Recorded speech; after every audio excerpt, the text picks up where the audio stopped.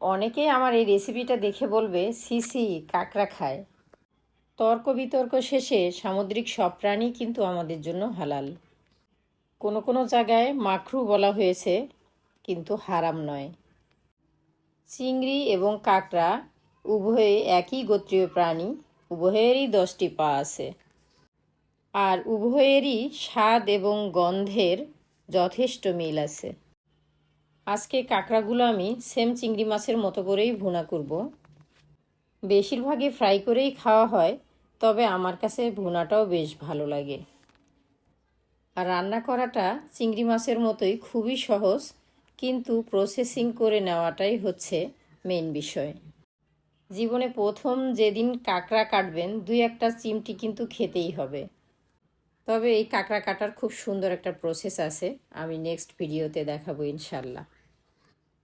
আমার রান্না কিন্তু শেষ। দেখতে যেমন লোভনীয় হয়েছে, খেতেও কিন্তু হয়েছে মাশাল্লাহ।